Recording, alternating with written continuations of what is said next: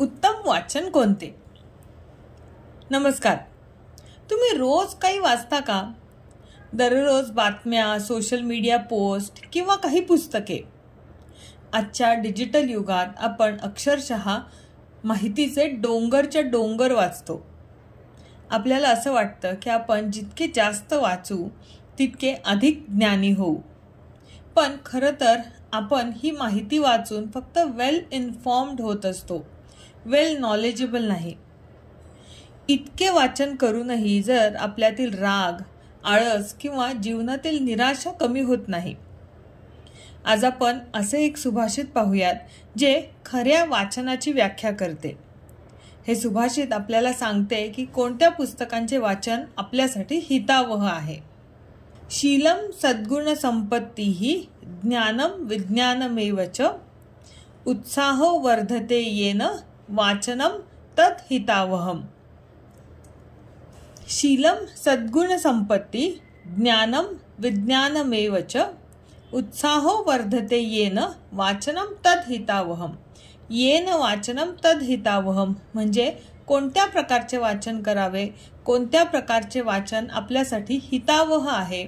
तर शीलम सद्गुण संपत्ती, ज्यामुळे मनुष्याचे चारित्र्य, शील म्हणजे चारित्र्य, सद्गुण संपत्ती म्हणजे सद्गुण रूपी संपत्ती, ज्ञान विज्ञानमेवच ज्ञान आणि विज्ञान, आणि उत्साह वर्धते याच तसेच उत्साह यांचे संवर्धन होते, असेच वाचन व्यक्तीसाठी हितावह आहे.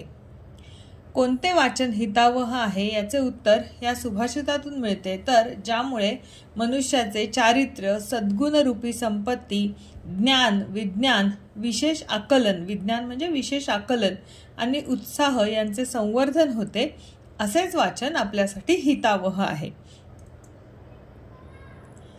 ज्या वाचनाने या 5 गोष्टी वाढतात तेच हितावह आणि म्हणजे कल्याणकारक असते, असे इथे सुभाषितकाराला म्हणायचे आहे.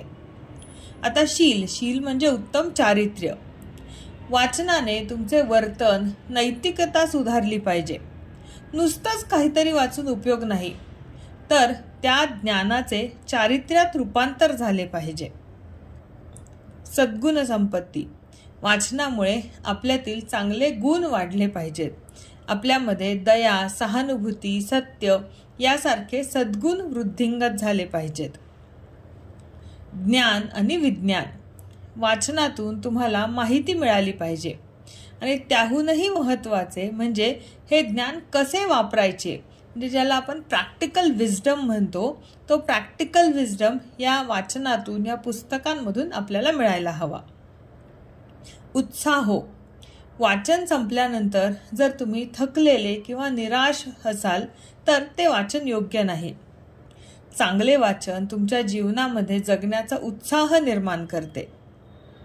मित्रांनो, या सुभाषिताने आपल्याला वाचनाची म्हणजे पुस्तकांची खरी कसोटी दिली आहे.